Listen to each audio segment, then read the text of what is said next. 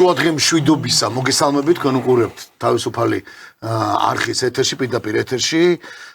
ჩვენი სტუდიიდან საქართველოს ტალღის ეთერიდან გადაცემას ანალიტიკას მე მერაბ ჩიკაშვილი ვარ და უსრული ჩვენი თანაწამყვანები არიან თენგო ომანიძე და ცოტნე მარღია მოგესალმებით ყველაფერს საუკეთესოს გისურვებთ და ყოველთვის დაძაბული კვირა არის ხოლმე ჩვენ რო ვიწყებთ და ყოველ დღე რაღაცა ხდებოდა შაბათია ეგეთი დღე იმიტომ რომ აი უკვე მთელი კვირა გასულია წინა კვირის ამბები დაგროვილია ახალ კვირას ახალი მოდელებით თემებზე რომ საუბრობდით აი ჩვენს პირდაპირ შემოვიდოდით უკვე ცხარე კამათი იყო ცოტნესა და თენგოს შორის და ვფიქრობ ნუ იყო პირობა რომ გადაიზრდება რა თქმა უნდა ეს კამათი უშნოთ მე კამათი რომ რაციონალურად რა თქმა უნდა ბუნებრივია იმიტომ რომ მართლაც საკამათო ნუ ყოველ შემთხვევაში ჩვენთვის მნიშვნელოვანია ყოველთვის მაინც საქართველოს ბედი ჩვენ მაინც ჩვენი ქვეყნის ირგვლივ ტრიალებთ როგორც შიგნით ასე გარეთ თუმცა გარეთ ისეთები ხდება და განსაკუთრებით აი ამ ბოლო პერიოდში ირანთან დაკავშირებით მოვლენება ნუ ყველაფერზე საუბარი მართლა ვერ ამოვწურავთ საათნახევარშიც და მით უმეტეს ერთ საათში მაგრამ კიდევ ერთხელ მინდა დიდი მადლობა უთხრა ყველას ვის თვალყურს გვადევნებთ ჩვენ სოციალურ ქსელებში როგორც YouTube გვერდზე ასევე Facebook გვერდზე და რა თქმა უნდა კიდევ ერთხელ გთხოვოთ რომ მიაქტიუროთ კი ბატონო თქვენი კომენტარებით ასევე ლაიქით რა თქმა უნდა და გამოიწეროთ ჩვენი გვერდები სოფლიოს ნებისმიერი კუთხიდან თვალყურს ადონებენ ჩვენ ინტერნეტ მაუწყებლობის საშუალებით და რა თქმა უნდა დიდი მადლობა თავისუფალ არხს და მის მესვეურებს რომ კიდევ გვაქვს საშუალება რომ ამ ეთერში ვიმაუწყებლოთ და ვიყოთ თქვენთან ერთად მოკლედ დავიწყოთ ჩვენი ეთერი და მე მაინც ვფიქრობ რომ ჩვენ მაინც შევეცადოთ რომ საქართველოს თემები დავიწყოთ ნუ იგივე შიდა პოლიტიკური დინებები რა ხდება როგორ ხდება თუმცა რა თქმა უნდა გვერდს ვერ აუვლით ნუ არ გვინდა ყოველ შემთხვევაში რომ რაღაცა ჩვენი შეფასების გარეშე ჩაიაროს იმ მოვლენება რაც თქვა თუნდაც ნუ ეუთოს მისიასთან დაკავშირებით იყო ნუ შემდეგ ხელისუფლების განცხადებები და ნუ ყველაფერს თავი დავანებოთ ნუ როგორც ჩანს ყოველ შემთხვევაში შეიძლება მაყურებელსაც ესე ეგონოს ყოველ შემთხვევაში მე არ მგონია და მით უმეტეს არ მეჩვენება რომ როგორც ჩანს ოპოზიციური რაღაცა ახალი გაერთიანება თუმცა ამას ახალს დავარქმევთ იმ გაგებით რომ კარგად დავიწყებული ძველია მაგრამ ნუ რო გვეგონა რომ ხელისუფლების კომენტარები იქნებოდა მე გულისხმობ მაყურებელმა რომ მიცოდეს კარგად აი გვარამიას ირგვლივ რაც შემდეგ ისინი იმის მერე რაც გათავისუფლდნენ ისინი ციხიდან მას შემდეგ რაღაც გარკვეულწილად ნუ ლელოს და მე მგონი გახარიას გარდა ფაქტიურად ისევ გაერთიანდნენ და ისეთი დაანონსებული აქვს საკმაოდ ისეთი ბრძოლა ხელისუფლებაში მოსვლისთვის შეიძლება ასე ითქვას და სხვა შორის მე რო ველოდი რომ ხელისუფლების კომენტარები იქნებოდა უფრო მეტად ისეთი მყარი მტკიცე და ძველი დანაპირების პრინციპულად გაგრძელება რომ საერთოდ ეს პარტია უნდა აიგრძალოს და აკრძალულიყო უკვე აქამდე კაიხის განმავლობაში რაღაცა ცოტა სხვანაირად არ ვიცი როგორ ავთქვა ეს ჟარგონი არ მინდა ვიხმარო აჭიკჭიკდნენ ვერ ვთქვა მაგრამ ცოტა რაღაც სხვანაირად პასუხობს თუნდაც თავად ირაკლი კობახიძე ამ გაერთიანებას და მათ შორის ნუ იმ დებატებში რომელ დებატების დაანონსებულია და ჩვენ კი ბატონო თქვით რომ კარგია ზოგადად ის ფორმა რომელიც განაახლაში გულისხმობ ყველა იმ ეთერში რომელიც ხელისუფლებასთან და ხელისუფლების ეთერად ითვლებოდა საზოგადოებრივ არხს არ გულისხმობ ნუ იქ უკვე ვხედავთ რომ მეტწილად მე მგონი ეგენი უფრო არიან მიწოულები და ისე დებატებში შედან იმ ადამიანებთან ვინც გუშინ წინ უნდა კონსტიტუციით აეკრძალათ და ლამის რა ვიცი მე ჰააგას ტრიბუნალი აქეთ უნდა მოეხდინა და სტრასბურგზე არ ვიცი მათი წარდგენა დღეს ვხედავ რომ რაღაცა ამ დებატებშიც ეს ბატონები ჭარბობენ და ცოტა ისეთი ქარაგმებით არიან ამასობაში რა ხდება ნუ ჩვენ რო დაუბრუნდეთ ჩვენ ყოფას ამასობაში რა დანაპირებად რჩება სამწუხაროდ ვერ ვხედავთ ამ პარტიას კონსტიტუციურ აკრძალვის უკვე მე მგონი განხილვაზეც აღარ არის საუბარი პროცესი დაიწყო შეიტანეს სარჩელი საკონსტიტუციაში კონსტიტუციაში გაგზავნეს სარჩელი რამდენად თუმცა ეგეც არის რაღაც ახეცვლილი ვერსია არ იყო პერსონალურად ასე ვთქვათ მართლა დამნაშავეების არიან ის პერსონები არ იყვნენ მოხსენებული და ასე ლელოს განცხადება თუ ნახეთ აი ეგ იყო მე მგონი ეგ ყველაფერი აი ლელოს განცხადება ფარდას ხდის განსაკუთრებით ყველაფერს გულისხმობ გუშინ გააკეთა ამ გაერთიანებამ ძალიან ისეთი ერთობლივი ნუ მთელი პარტია შეიკრიბა და კონდოთ ბრიფინგი მოუწოდეს მხარებს დიალოგისკენ რომ დრო არის საქართველოში ამოვიდა ყელში ეს პოლარიზაცია უტრირებულად თუ ვიტყვით რაც იყო ამ არსი ასე ვთქვათ ამ ბრიფინგის და უნდა დავიწყოთო დიალოგიო, შერიგება, რაღაც ასე ვთქვათ, შეერთმანეთის მხარეს შემხვედრი ნაბიჯებიო, ამას მოყვა საშინელი რეაქცია აქ ნაცების მხარეს, მაგრამ თავარი რა არის ახლა? ლელო როგორც ეტყობა საერთოდ ხაზარაძე ჯაფარიძე რაც ეხიდან გამოვიდნენ რომ აღარ უნდათ მოკლედ ამ ხალხს ცხადია, მაგრამ აღარ უნდათ ალბათ როგორც ჩანს მათი თავისუფლების ფასი ეგ იყო, მაგრამ ლელობს ეხა გულმა უგრძნო რომ იწყება ხელისუფლებამ შეიცვალა კურსი, ეს მე შემიძლია აიღიათ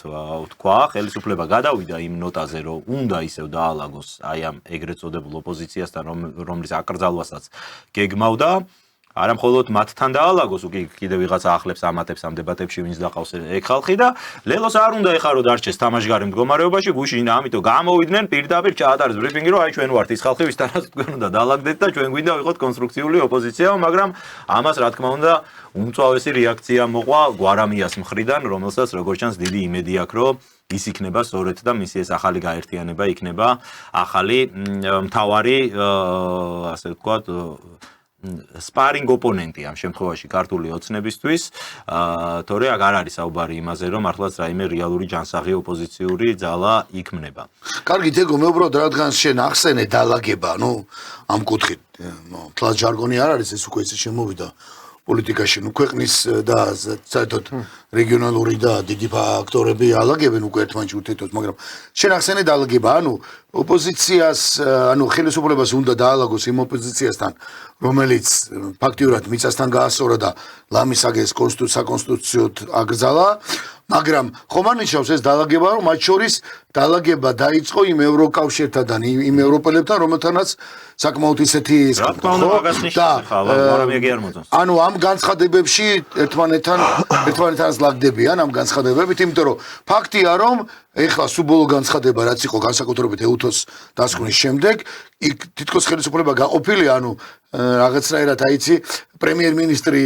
ცოტა სხვა განცხადებებს აკეთებს და მის რიტორიკაში ჩანს, რომ კი მან გადახედოს უნდა ისევ იმ პოლიტიკას, რაზეც თქვა, რომ 28 წლამდე თუ 29 წლამდე არ გადავხედავთ, იქ ბაბუაშვილი არის გამონათება, რომ ხანდახან ცოტა აკრიტიკებს ისევ ამ ევროპას და ევროპულ პოლიტიკას, გულისხმობ ევროკავშირის პოლიტიკას. ეს დაალაგება, ამ შემთხვევაში ორმაგად ლაგდებიან ერთად და საბოლოო ჯამში ჩვენ ესე რომ თქვა, პირდაპირ კითხვა რომ დავსვა და საზოგადოებასაც უჩნდება ეს. საბოლოო ჯამში შეიძლება ჩვენ შემოგთავაზონ უცებ, მაგალითად 28 წლის არჩევნებში აი ხელისუფლებამ წამოიყოს წინა პლანზე წამოწიოს ოპოზიცია და თქვა ეს მართლა ოპოზიციაა და გავიდეს არჩევნებში მათთან ერთად. რა თქმა უნდა 2028 წელი ახლოვდება, ხელისუფლებას კარგად ესმის და საერთოდ არ არის ორი შეხედულება, რომ აი დასავლეთში რაც გინდა ილაპარაკონ ჩვენზე, როგორ არ მოქმედებს. მოქმედებს, ეს არის ზეწოლის სერიოზული ბერკეტები აქვს, რა თქმა უნდა, ბრიუსელს და ევროკავშირის ხელში. არა იმიტომ, რომ ისინი არიან იმდენად ძლიერები, რომ მათი ეს მსახურალი ხელი ყველგან წდება, არა, უბრალოდ ეხა 35 წელი კოლონია ვართ იმ ხალხის, ხო და თავისთავად ცხადია, რომ მათ აქვთ აქ ზემოქმედების ბერკეტები, აი წარმოვიდგინოთ ცოტა ისეთ ისტორიულ წარსულში რომ დაუბრუნდეთ არა რომელიმე კონკრეტული ქვეყნის მაგალითზე ნებისმიერი როდესაც კოლონია აუჯანყდებოდა ხოლმე მეტროპოლიას იქ შეიძლება გაგზავნოს ჯარი და იჯარი და ამარცხო და ასე შემდეგ მაგრამ რა თქმა უნდა 30-40 წელი რო ხარ აი ამ მეტროპოლიის კოლონია შენზე ზემოქმედების ბერკეტები იმ ხალხს აქვს და ეს ნელ-ნელა უკვე ძალიან თვალსაჩინო ხდება მათ შორის აი ეს რაღაც მოსკოვის მექანიზმი თუ ეს ახალი ტერმინი რო დაგვიმკვიდრეს მოდი გავმარტოთ ეს რას ნიშნავს მოსკოვის მექანიზმი რომ ბევრს გონია რომ რაღაცა ახლა პუტინმა ლავროვმა შესთავაზა თქვა იგივე ქართულ ოცნებას მოსკოვის მექანიზმის სახელი რატომ ქვია ამას მოსკოვის მექანიზმი ამ შემთხვევაში ეს არის აღნიშნული ტერმინი აი იმ საგამოძიებო პროცესის რასაც ეუთო იყენებს და ეს არის როდესაც ექსპერტები ჩამოდიან და სწავლობენ ადგილზე ნუ კონკრეტულ თემას ამ შემთხვევაში შეისწავლიან ნებისმიერ საკითხს თუნდაც ხელისუფლების იმ ქვეყანაში არსებული ხელისუფლების ნებართვის გარეშე კი ბატონო და ანუ მათ მწვანე აქვთ ოღონდ მათი ნებართვის გარეშე ჩამოვიდნენ აქ შეისწავლეს დადეს დასკვნა რომ არჩევნები თურმე ყოფილა არალეგიტიმური და 1000 უბედურება ხომ მოვისმინეთ რა ბრალდებებიც წამოუყენეს ხელისუფლებას ამაზე სხვათა შორის შენ სწორად თქვი რომ ხელისუფლებაში აზრი გაიყო მე მოვისმინე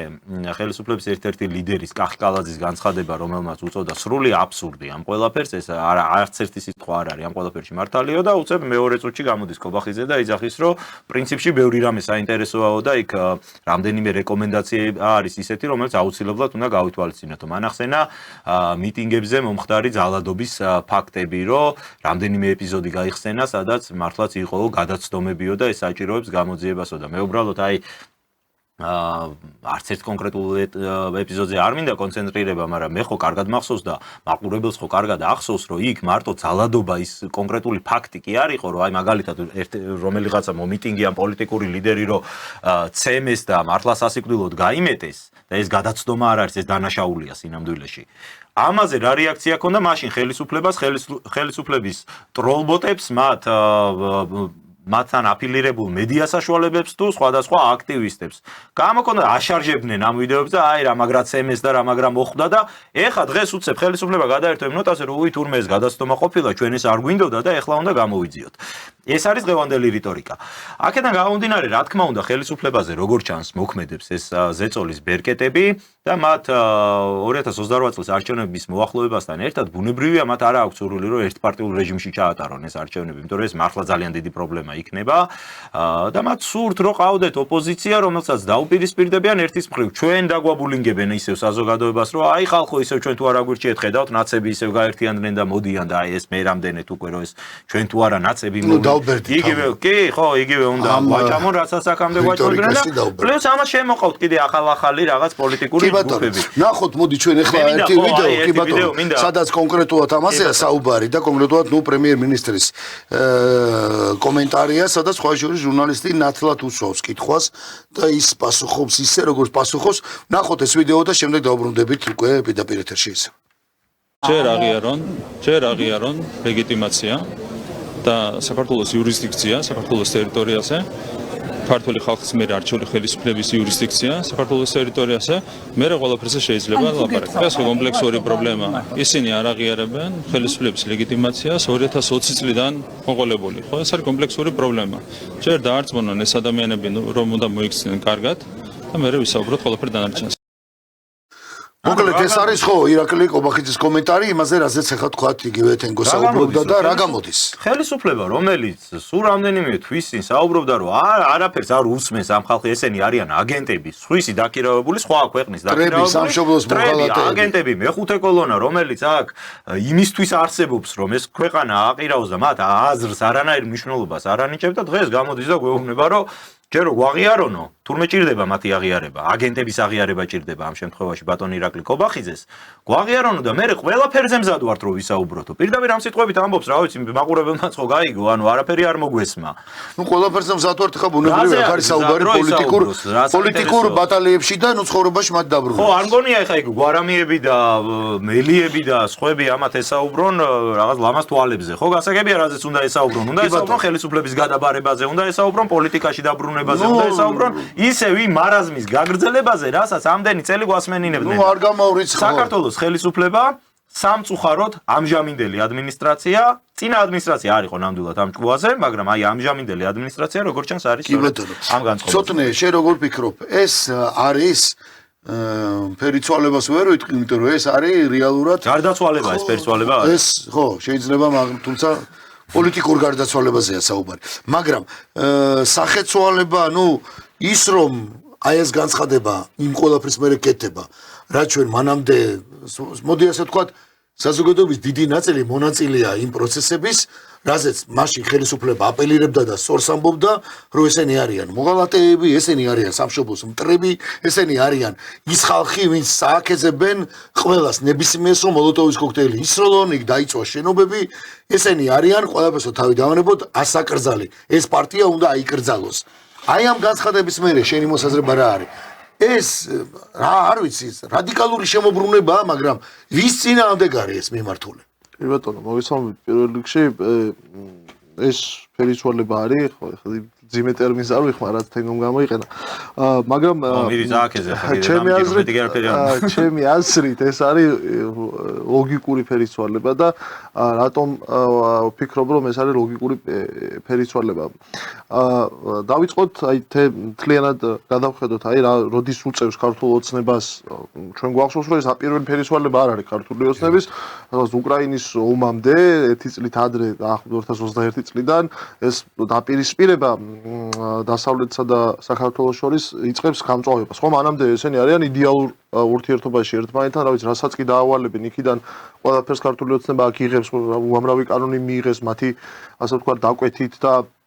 მათი სურვილები, თუმცა ეს ყველაფერი იწყება სააკაშვილის აქ შემოპარებიდან, როდესაც ეს დასავლეთს, უკრაინას, უკრაინის სპეცსამსახურებს ჰქონდათ ცდილობა საქართველოში არჩევნების შემდეგ მიშა შემოპარებით იმ მუხტის აწევის, რომელიც შეძლებდა ხელისუფლების შეცვლას. და აი ამ ცდილობის შემდეგ ქართულ ოცნებასა და დასავლეთს შორის ეს ურთიერთობა იძაბება და ეს არის პირველი ფერისცვალება, როდესაც პროდასავლური ორიენტაციიდან ქართული ოცნება იქცა ანტიდასავლურ, ასე ვთქვათ, ორიენტაციის მქონე პოლიტიკურ ძალად და ეხლა ვხედავთ უკვე მეორე ფერისცვალებას, როდესაც უკვე ისევ ანტიდასავლური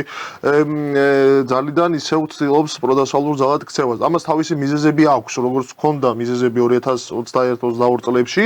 დღესაც აქვს თავისი მიზეზები და ყველაზე დიდი პრობლემა მე რაც მგონია არა ის, რომ კობახიძე ამას ამბობს. ეს თავისთავად პრობლემაა და ქართული ოცნების დღევანდელი ეს კურსი პრობლემაა, მაგრამ ყველაზე დიდი პრობლემა არის ის თუ რატომ ამბობს ამას და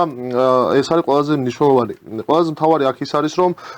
ესე თუ შევხედავთ ეხლა და რეალურად თუ გავაკეთებთ ანალიზს, აქ გვარამიებზე ან რაღაცა ნაციონალური მოძრაობის რომელიღაცა წევრებზე ან ხელმძღვანელებზე არ არის საუბარი. ქართული ოცნება თუ დგამს ამ ნაბიჯს, ქართული ოცნება იძულებულია გადადგას ეს ნაბიჯი, ხო? რატომ არის ქართული ოცნება იძულებული ამ ნაბიჯის გადადგმის? მთავარი მიზეზი ის არის, რომ ქართული ოცნება ვერ ლაგდება და არ ლაგდება იმ ხალხთან, ვერ თუ არ, ვინც უნდა ყოფილიყო გარანტი იმისა, რომ ქართული ოცნება,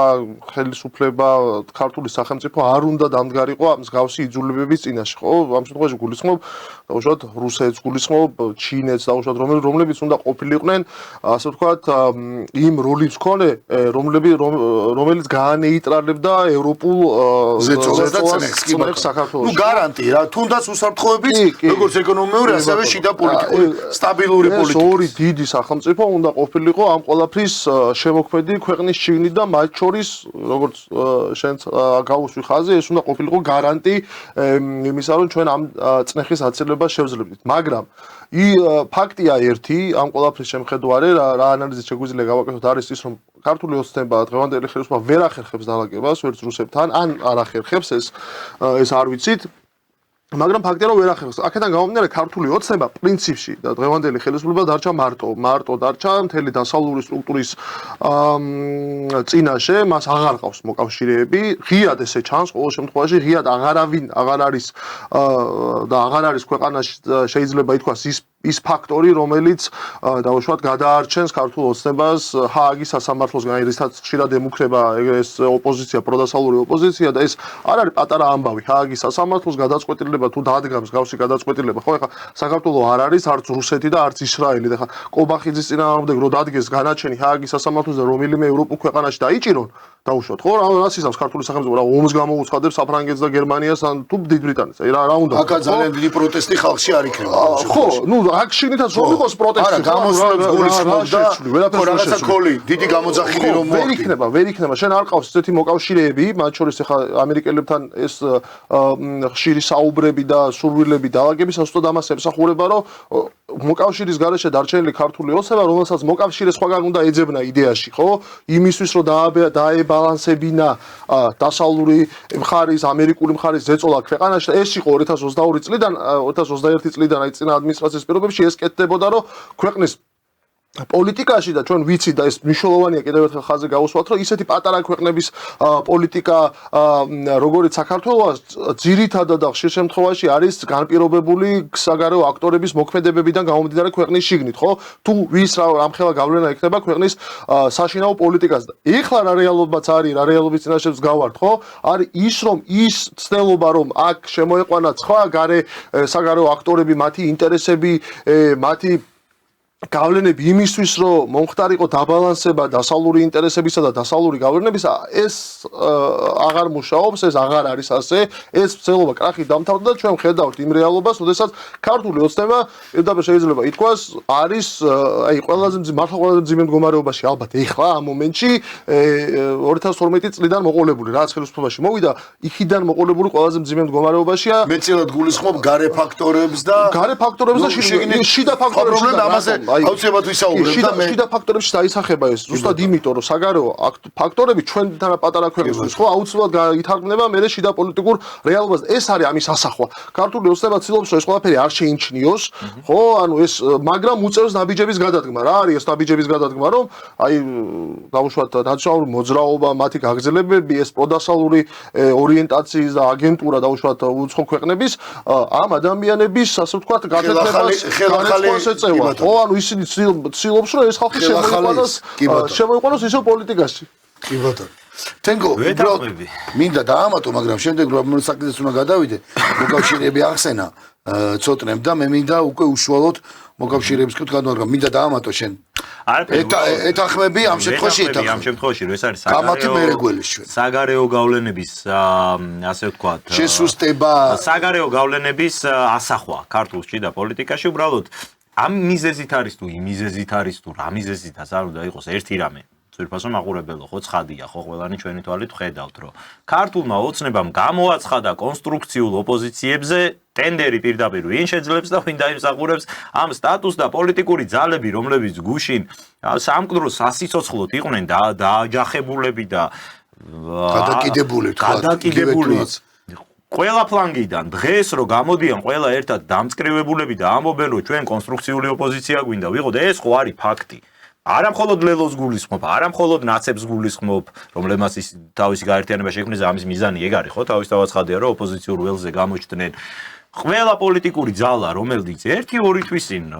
ქართულ ოცნებას ეძახდა ამ ქვეყნის დამაქცევარს, აი ჩვენ მაგალითად ჩვენ არის სტუდიებს, რომლებიც ესე რადიკალურად ხელისუფლებასთან დაპირისპირებული არ ყოფილვართ არასდროს, ხო? ჩვენ გვაბულინგებდნენ, რომ თქვენ კოცები ხართ და რატო არ აგინებ ბიძინა ივანიშვილს, რო გვეუბნებოდნენ. აი ეგ ხალხი დღეს რო გამოდის და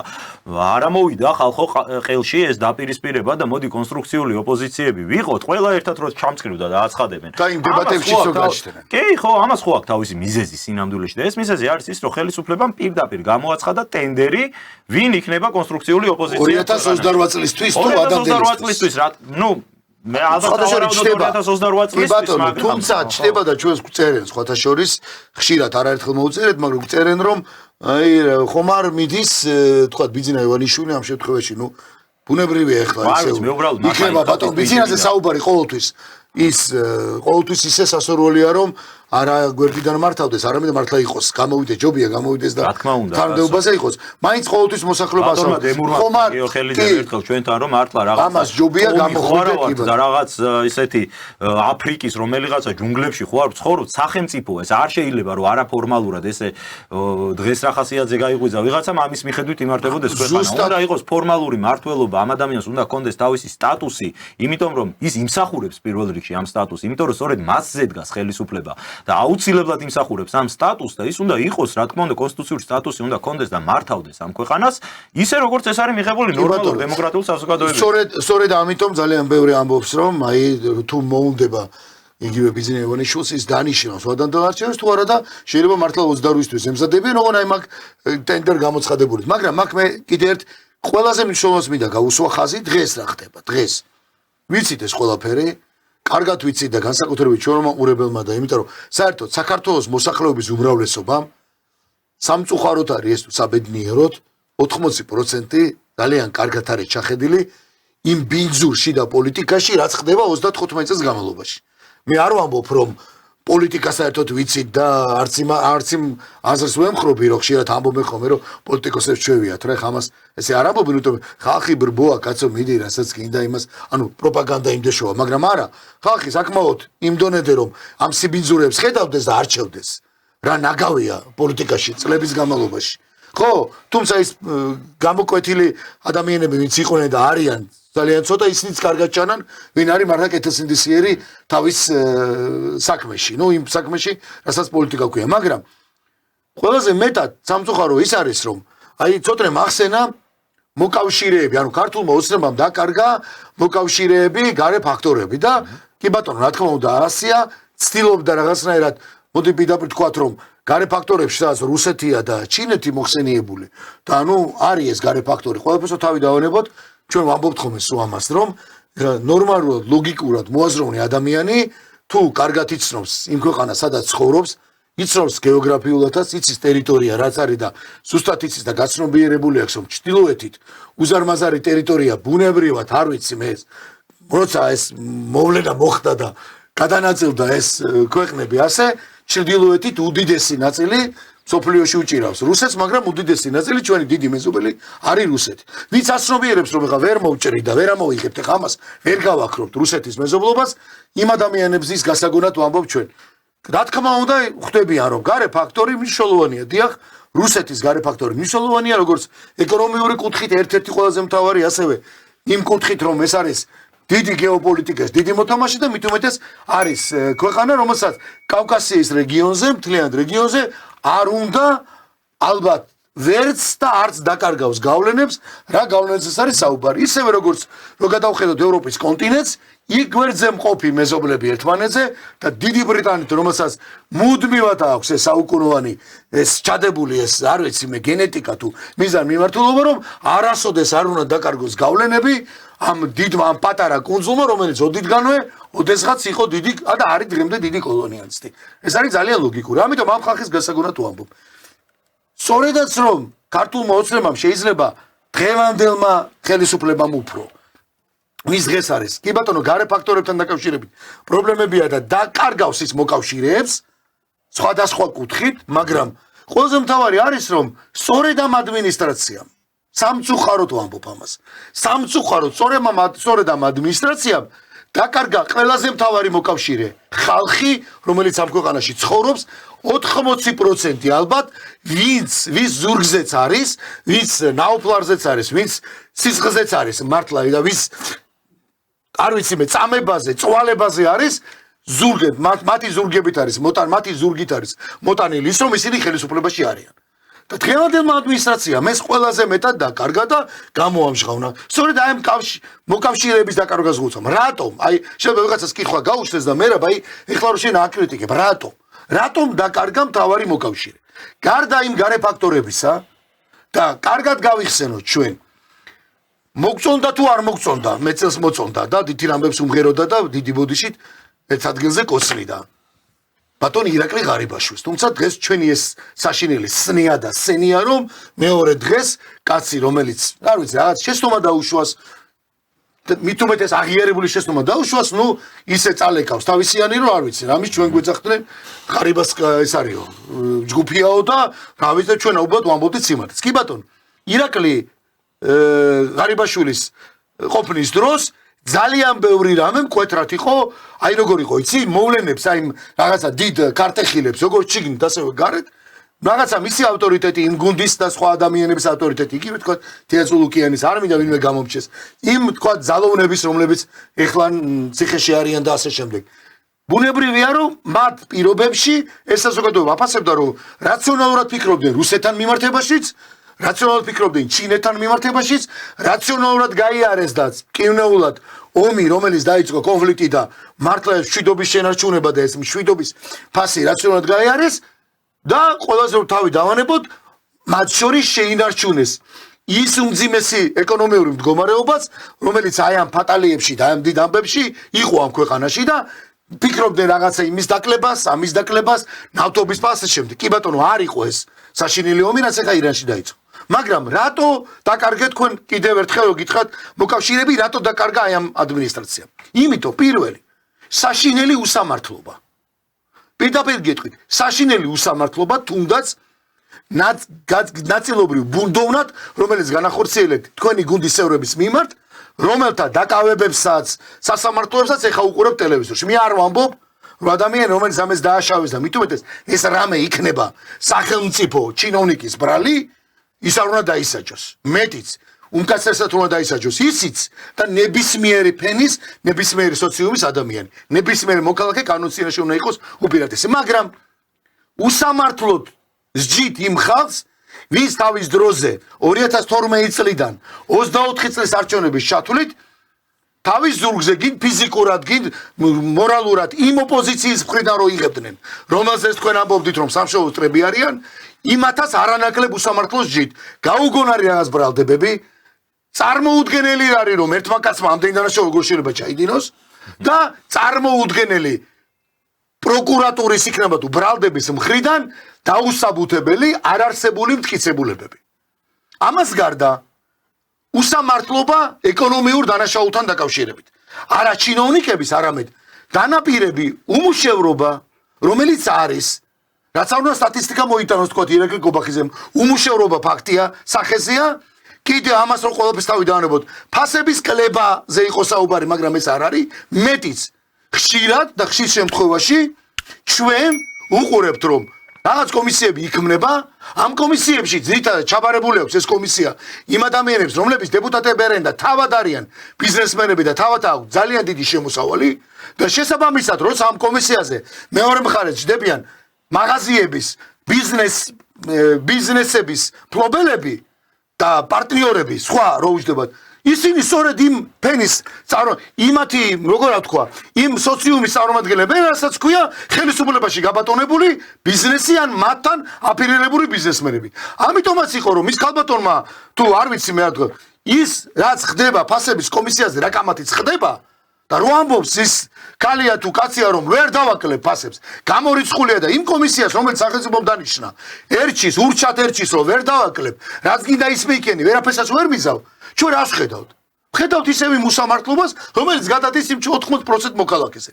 ეხლა ამოვმა საშინელი ფასებია ნავთობის, რაც ნიშნავს რომ გაძვირდა ყველაფერი, რაც ნიშნავს რომ დოლარი ავარდა და რაც ნიშნავს იმას რომ სამუშაო ადგილების შექმნა კი არა. ისევ გასაჭირი იქნება ჩვენთვის სამუშაო ვიშოვოთ და იმ ადამიანების, ვინც ახლა გვიყურებს ჩვენ მთაში და ბარში მომატებული ფასების, ენერგეტიკა, არ ვიცი, და დენი იქნება, გაზი იქნება თუ ასე შემდეგ, მომატებული ფასებით, რომ უყურებენ უნდა შეხვდნენ მომავალ დღეს და ხვალინდელ და ზეგინდელ დღეს, ისე უნდა შეხვდნენ უარესად გაძვირებულ ფასებს, რომელსაც ჩვენ ვხედავთ. აი ეს არის საქართველოში დღევანდელ ადმინისტრაციას დაკარგული ყავს საკუთარი მოკავშირეები და ყველაფერი დავაგვირგვინოთ და ეს რომ გავაკეთოთ, ყველაზე ბოლო და სულში მაპატიე ჩაფურთხება არის ისიც,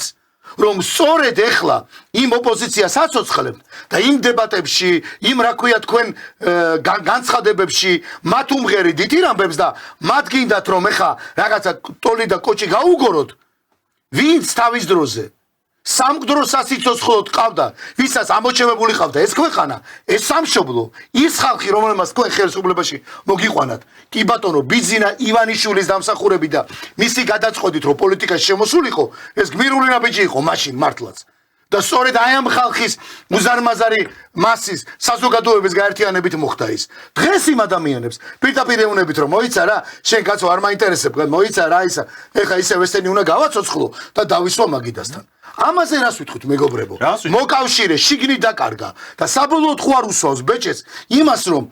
ვიღა ადგება ეხლა მართლა რამდენი წელი უნდა თავმოყვარეობის ამბავია მართლა, მაგრამ გაჭირვება, ის გაჭირვება, რომელიც დღეს უდგას იმ მამას, იმ დედას, იმ მშობელს, იმ დას, იმ ძმას, იმ პატიმრის ოჯახის წევრს,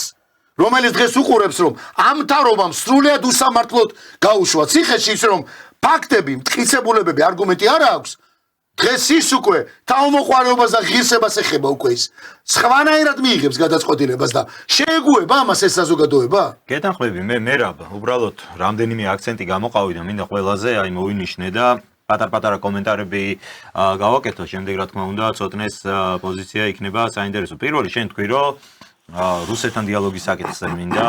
თქვა. წინა ადმინისტრაციას მართლაც ამ მიმართულებით ჰქონდა რაღაც მწყობრი პოლიტიკა, ანუ ეს არ იყო ბოლომდე შედეგამდე მისული, ასე ვთქვათ, პოლიტიკა, მაგრამ ნუ ასე თუ ისე ეს იყო თანმიმდევრული პოლიტიკა. ჩვენ ხედავდით ქვეყანა ნელ-ნელა როგორ ცილდებოდა ამ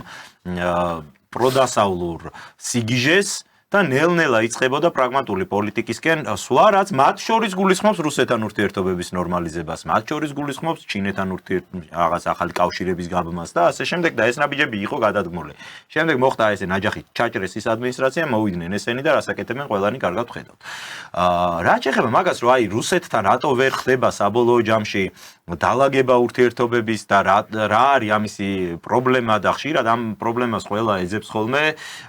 ქვეყნის ფარგლებს გარეთ თავად მოსკოვში და ეს სწორია რა თქმა უნდა რუსეთის მხრიდან ჩვენ პოზიციები დღეს არ არის დაახლოებული და რუსეთში უამრავი ისეთი პოზიცია ჟღერდება რაც ჩვენთვის პირადად ჩვენთვისაც მათ შორის არის კატეგორიულად მიუღებელი ხო მაგრამ ზუსტად იმიტომ რომ გვესმის ამ პროცესის მნიშვნელობა ვიზახით რომ დიალოგი არის საჭირო რომ ეს პოზიციები დაახლოვდეს სამწუხაროდ საქართველოში ყველა პოლიტიკური ჯგუფი ვისაც აქამდე გულისხმობ აი როგორი ტიპის პოლიტიკური ჯგუფებს იცი რომ ძალიან ხმამაღალი განცხადებები რო ქონდათ რომ რუსეთთან ურთიერთობების ნორმალიზება რა ყველაფერზე თან ჯარი შემოყვანაზე იყვნენ ბოლო-ბოლო აქ თანახმა აი ყველა ეს პოლიტიკური ჯგუფი საბოლოო ჯამში რუსეთის თემას იყენებდა მხოლოდ ერთადერთი მიზნით რომ ეს იყო მისთვის პირადად პიარი იმიტომ რომ საქართველოში მართლაც არსებობს მნიშვნელოვანი სეგმენტი საზოგადოების რომელიც პრო-რუსი კი არ არის ვინმეს რუსეთი კი არ უყვარს არამედ რაციონალურად აფასებს ხდება ამ პროცესის საჭირო. ამ ქვეყნის ფაქტორს კი ბატონო. ამ ხალხზე ანკესის გადასაგდებად იყო ყველასთვის ეს თემა, რუსეთთან ურთიერთობების ნორმალიზების თემა, მაგრამ მე როცა აი ეს თემა მოჭამდა ხოლმე ჭირს, რავი დღეს გესმით ვინმესგან ამ თემაზე საუბარი, რომელიმე აი იმ პოლიტიკური ჯგუფებისგან ძალიან გულში მჯიხს რო ირტყავდნენ და მოსკოვში დარბოდნენ კვირაში ერთხელ. რა ხდება დღეს ის ხალხი საერთოდ აღარ ახსენებს ამ ყველაფერს პირიქით.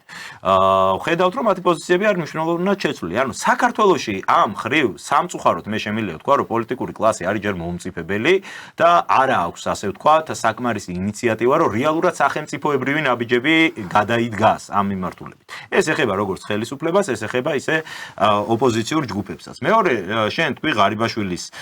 საკითხს შევეხოთ და ჩვენ გვაბრალებდნენ და გვეუბნებოდნენ რომ ღარიბაშვილის ასე ვთქვათ პრესამსახურიო თუ რა ტერმინი იხმარე რომ სინამდვილეში აქ ირაკლი ღარიბაშვილის გასამართლებლად კი არ ვამბობთ ჩვენ ამ ყველაფერს რომ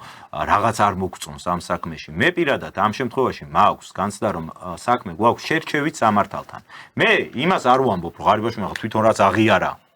რომ დეკლარაცია არასწორად ქონია თურმე შევსებული და ამაზე იმას კი არ ვამბობ რომ არა არასწორად აღიარა და დანაშაული არა თუნდაც ეგ ხო არ არის დანაშაული ხო ნუ ჯერ ერთი ეს აღიარების თემაც ვთქვათ რა ეხა რა აღიარების თემა აღიარებული ქონდა სააკაშვილის დროს 90% იმ ადამიანებისაც ის დანაშაული რასაც აბრალებდნენ მე რომ პოლიტპატიმრების სტატუსით გამოვიდნენ ანუ ეს არ არის აპრიორში იმისი მტკიცებულება ჩემთვის რომ მაინდა-მაინც რაღაც უმძიმეს დანაშაულზე არის ადამიანი წასული მაგრამ აი მოდი საღაც შევხედოთ და ვთქვათ სულ რამდენიმე კვირის წინ 2 მილიარდის ქურდობაში ეჭმიტანელი ბაჩიაშვილი გამოუშვეს ციხიდან საერთოდ უპრობლემოდ უპირობოდ ყოველგვარი სასამართლოს გარეშე თანამედროვე მისჯილი ქონდა უკვე 11 წელი და ესე მოწმენდილ ცაზე იმიტომ რომ თურმე ამ ადამიანმა ითანამშრომლა გამოძიებასთან და დააბრუნა ფული ნუ ხო რაღაც პირობებით დააბრუნა ფული საპროცესო შეთანხმების საფუძველზე 2 მილიარდის ქურდი გამოუშვეს ციხიდან რამდენიმე დღეში 700 მილიონის გათეთრებაში ბრალდებული აი ცნობილი ფაქტი რო იყო ვალუტის ჯიხურებთან დაკავშირებით რომ თურმე ფულის გათეთრება ხდებოდა სინამდვილეში დოლარივიც გადაარჩინა 700 მილიონის გათეთრებაზე დაჭერილი ადამიანი აი ეს გამყარა რა ხო 700 მილიონზე ედავებოდნენ კაცს დამტკიცებული დანაშაული ქონდა და ეს ერთ დილასაც იმიტომ რომ ითანამშრომლა საპროცესო გარიგების საფუძველზე საპროცესო შეთანხმების საფუძველზე პირდაპირ გამოუშვეს ციხიდან ირაკლი ღარიბაშვილს ნუ ყველაზე უარი შემთხვევაში რასაც ედავებიან რომ საკუთარი მართლა კორუფციაზე იმ გაგებით რომ სახელმწიფო ბიუჯეტიდან ფულის მოპარვას კი არ ედავება ამ კაცს არავინ ედავებიან რომ თავისი ბიზნესიდან ფულს იღებდა და დეკლარაციაში ჰქონდა არასწორად შევსებული ამის გამო კაცს გაუფორმეს საპროცესო შეთანხმება მაგრამ 5 წელი მაინც ციხეში უნდა იჯდეს ადამიანი. საუბარი იყო რამდენზე მილიონზე, ხო? მილიონი ჯარიმა გადაიხადა. კი ბატონო, მილიონი ჯარიმა გადაიხადა. ესეთი რაღაც რო გვესდა თან ეს არის ადამიანი რომელზეც 2 წლის წინ რამის ზეგლი უნდა დაგვედგა ყველა ქუჩაზე ირაკლი ღარიბაშვილის ისე დღეში იყვნენ და ხა ეს ყველაფერი რო გვესმის რა მარტო მიმიჩნდება ამ შემთხვევაში იმისი განცდა რომ შერჩევით სამართალთან გვაქვს საქმე ეს არის ამ შემთხვევაში ჩემთვის გულდასაწყვეტი თორე არავის საერთოდ არ ვიცნობ ირაკლი ღარიბაშვილს საერთოდ არც ერთ მის გარემოწვიცებს პირადად არ ვიცნობ არ მქონია არასოდეს ურთიერთობა რა სიმპათია ამ ადამიანის მიმართ მქონდა და ეს არასდროს არ დამიმალავს როგორც ქვეყნის მეთაურის მიმართ და ეხლა რო ხედავ ესე ჩემი აზრით უსამართლოდ როგორ იჯება ამაზე მაქვს პროტესტი და უბრალოდ ამაზე გამოვთქვამთ ჩვენ გულისტკივილს და შეიძლება არარელევანტურიც იყოს ეხა ჩვენი მხრიდან თვითონ კაცი ჩუმად არის მას არ იღებს და ჩვენ ვინ გვალაპარაკებს მაგრამ ნუ ეხა როდესაც ვხედავ რომ ეს ნამდვილად არ არის სამართალი და დღეს რა არავის არ აქვს მთავრობაში ბიზნესი ეხა რომელი მომხრე თუნდაც ქართული ოცნების გამოვა და დღეს მე მეტყვის რომ დღევანდელი მთავრობის პარლამენტის წევრებს არავის არ აქვს ბიზნესი ყველა საკუთარი ბიზნესი მილიონრები როზიან პარლამენტში საკუთარი ბიზნესები დათმეს ამ ხალხმა უარი თქვეს აღარ აკეთებენ იქ ფულს და ზიან და აი რაღაც 1500 ლარიან ხელფასზე მუშაობენ პარლამენტში ეხა რა ვიცი თუ ვინმეს ამისი გჯერა მოდი დავიჯეროთ ენას მართლა არ აქვს ძვალი ყველაფერი შეიძლება ადამიანმა თქვა და ყველაფერზე შეგიძლია რომ რაღაც ყველაფერს ქოთანს კუდი იქიდან მოაბა საიდანაც გინდა მაგრამ ეს ხომ არ არის ამ შემთხვევაში სიმართლე და მესამე და მთავარი რაც შენ თქვი უკვე ფასებთან დაკავშირებით ეს მართველი გუნდისთვის ამჟამინდელი მართველი გუნდისთვის არის ალბათ ყველაზე უფრო ჩემი აზრით დიდი პრობლემა იმ კუთხით რომ დიდი ამბით დაგვიანოსეს რომ საახალწლოდ რომ აი ეხა ჩვენ მოვალთ და უნდა გავაიაფოთ ფასები და რას ხედავთ პარლამენტის კომისიაზე მიდიან დისტრიბუტორები, მიდიან სხვადასხვა ქსელური მარკეტის თანამშრომლები თუ ხელმძღვანელი პირები და აი ბოდიში მომითხოვია მაყურებელთან უნდა ვიხმარო ჟარგონი, მაგრამ პირდაპირ აკაჩავებენ მთავრობის წევრებს, რომ რა ფულის დაკლებას მთხოვ ბიჭო, აი დაახლოებით ამ ტონალობაში ელაპარაკებიან და აქედან ეხა ეს პარლამენტის წევრების დგანა და ვერაფერს ვერ ეუბნებიან, რატო სინამდვილეში რომ ისინი ერთმანეთის ოპონენტები კი არა, კოლეგები არიან. სინამდვილეში პარლამენტში ვინც ზის იმათია ეგ ბიზნესები. ჩვენ ხო ყველამ კარგად ვიცით ეგ ყველაფერი. საიდან არის აბა 40 მილიონერი რანაირად შეიძლება რომ პარლამენტში იჯდეს. მათი პირადი ინტერესები არის ამ ყველაფერში ჩადებული და საკუთარ თავს ხო არ დაიზიანებენ, საკუთარი თავის წინააღმდეგ ხომ არ მიიღებენ გადაწყვეტილებას და ამის ფონზე საქართველოს ხელისუფლება ჩემი აზრით ჩანს უკიდურესად უსუსურ მდგომარეობაში, რომელმაც წამოიწყო რაღაც დიდი ხმაურიანი ინიციატივა და ბოლოს ერთ სადისტრიბუციო კომპანიას 5 თეთრი ვერ დააკლებინა ბოლომდე კვერცხზე. ეს არის ამ შემთხვევაში უბედურება. ცოტნე იცი, აი თუნდაც აი ბოლოდან დავიწყოთ და მინდა შენ კითხო, იმიტომ რომ უყურე ახლა ახსენა მაგალითად ეს კომისია. ისე რო შეხედო, აი საოცარ ქვეყანაში ვცხოვრობთ რა. აი რაღაცა კომისიის თავმჯდომარედ რო დაინიშნო კაცი თან მით უმეტეს ხო საქართველოს ერთ-ერთი ყველაზე მნიშვნელოვანი პრობლემის გადასაწყვეტად რა როგორც იქნა აი როგორ რაღაცა იცი რომ საზოგადოების დიდმა ნაწილმა რა ვიცი პირველად ხმამაღლა პირველად არა თუმცა სხვა შორის იგივე ღარიბაშვილი იყო ირაკლი რომელსაც ერთხელ წამლის ფასებთან დაკავშირებით ხმამაღლა თქვა და 300%-იანი მატებები ხო მაგრამ კარგი თქვათ რომ აი ამ მთავრობამ დღევანდელმა ადმინისტრაციამ პირველად საქართველოს ისტორიაში თქვა რომ რას ამბობთ აი ერთ-ერთი ყველაზე სოციალურად მაღალი დონის საკითხი წამოწია რომ რას ამბობ ეს კომისია სასწრაფოდ შეიქმნას რას ქვია ზეთიესე ძვირიღის ვის ვინ შოულობს ამდენ ფულს და აი ცოტას და გამახსენდა რომ ვიფიქრე რომ აუ ეხა პატარა ლუკაშენკოს შარმი მისათქო ეხლა ამ კაცს და ეგ არის რა ეხლა ლუკაშენკო ცნობილია რომ მართლა თუ დაიბარებს აი ხდება მართლა ხდება დაბარება მაგრამ და რას ხედავთ უყურე ამ კომისიის თავმჯდომარედ დაინიშნა კაცი რომელიც არის საქართველოს დეპუტატი, რომელიც არის ერთ-ერთი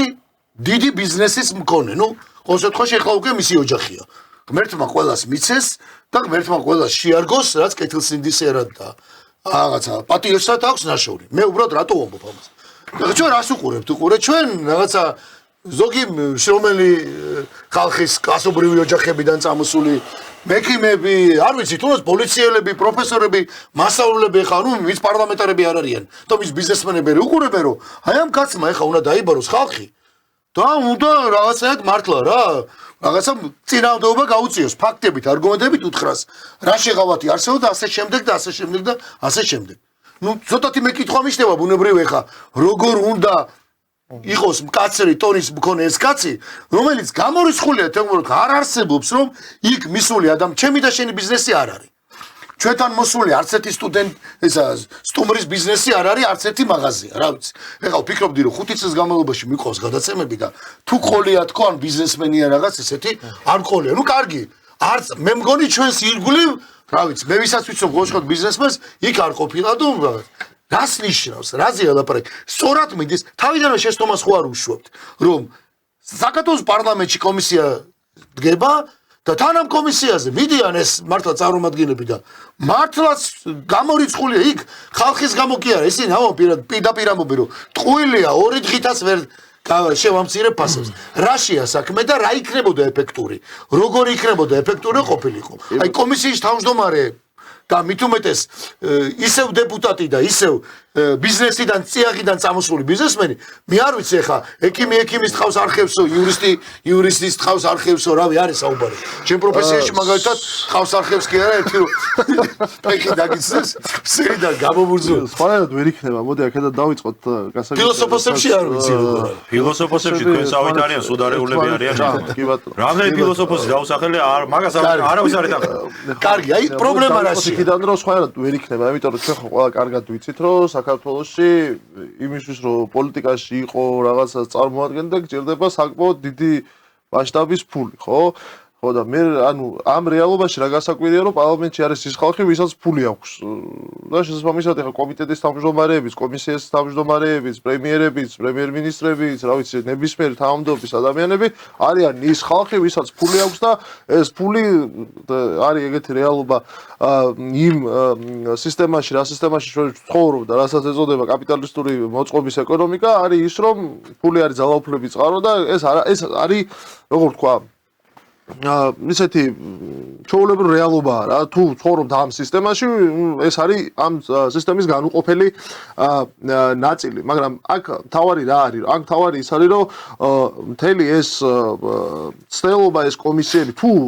მათ უნდათ რომ რეალურად რაღაცას ემსახურებოდეს და არა იმას რომ აი ჩვენ ახლა ვცდილობთ ეს ყველა ანუ შოუ თუ არის საჭირო და შოუ თუ უნდა დადგან და ხალხმა უნდა ამ შოუს უნდა უყუროს მაშინ გასაგებია რა პროცესიც არის და კი ბატონო შოუს დადგამენ რომ შედეგო იქნება ეს შოუ და უკვე არის ხო იმიტომ რომ რაც კომისია დაიწყო იმის შემდეგ კიდევ რამდენჯერმე გაძვირდა ძალიან ბევრი პროდუქტი ხო და ნუ ამას გასაგები თავისი ბიზნესებიც აქვს მაგრამ თავარი რა არის აქ აი ამდენი ტაციაობა რო არის რომ ის მიყავდა ის ამბობს რომ არა ჩვენ როგორ 1%-იან მოგებაზე მუშაობ და მე რომ დავწიო ფასები როგორ დავწიო წაგებაზე ხო არ ვიმუშავებ და რა ვიცი ტირიან ზოგიერთი გამოდის და ეს ის კომპანიის წარმომადგენელი და ამბობს რომ ჩვენ ეგ კი არა ისეთ სოციალურად მნიშვნელოვანი პროდუქტი რაც არის იმას ძალზეც კი ვამუშავებთ და ისევ ყიდითო ხო ხო აქვს ეს არგუმენტები ძალიან კარგი აი არ შევდივარ ამ კამათში ხა არ ვიცი ციფრები როგორ არის და რამდენი პროცესში შემოაქვს და რამდენი პროცესში გააქვს და კიდე რაც შემდეგ ხო ძალიან მარტივად არაერთხელ მე ჩვენს აქ ჩვენს ეთერებში გვითქვამს ხო დაუშვათ იგივე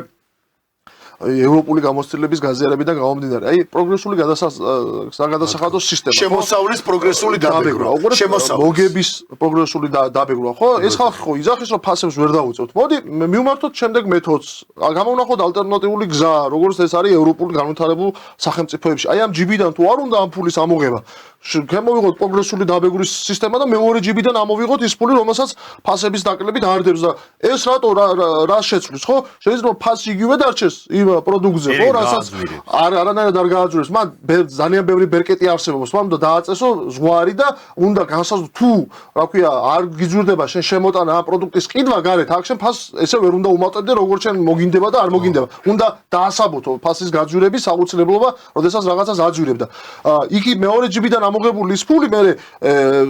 კორუფციულში კი არ უნდა დახარჯო და ჯიბეში კი არ უნდა ჩაიდო სახელმწიფომ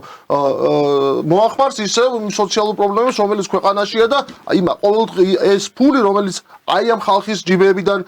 იქნება ამოღებული რომელიც მათ შორის ძალიან ბოლმად არიან ხელისუფლებაში ძალიან ბოლმად არიან პარლამენტში აი ამ ხალხის ჯიბეებიდან ამოღებული ეს ფული წავა სოციალურ სიკეთეებში და 600,000 სოციალურად დაუცველი რო ყავს ქვეყანაში და რომელზეც მთავრობა იძახის რომ თურმე ეს გაბერილი რიცხვია და იქ არის ბევრი ისეთი ვისაც ეს არ ეკუთვნისო კი ბატონო შეიძლება ძალიან ბევრი არის ისეთი ვისაც ეს არ ეკუთვნის და ეს არის მახინჯი შიდა პოლიტიკის გამო მე და შეხوارა ვარ თქო მოსყობილები თქვა მე ძალიან ბევრი არის ისეთი ვისაც არ ეკუთვნის მაგრამ ძალიან ბევრი ვიცი ისეთი ვისაც ეკუთვნის და იქ არ არის რა თქმა უნდა განსაკუთრებით სოფლად და რეგიონებში ძალიან ბევრი ვიცი აი რა ვიცი რომ ახსენდება ხოლმე ისეთი ოჯახებში ვარ ნამყოფი რომელსაც სოციალური დაუცველი სტატუსი არ აქვს რა აი წარმოუდგენელი ხო ამიტომ ეს არის სწორი ანუ ეს ხო არ არის რაღაცა აი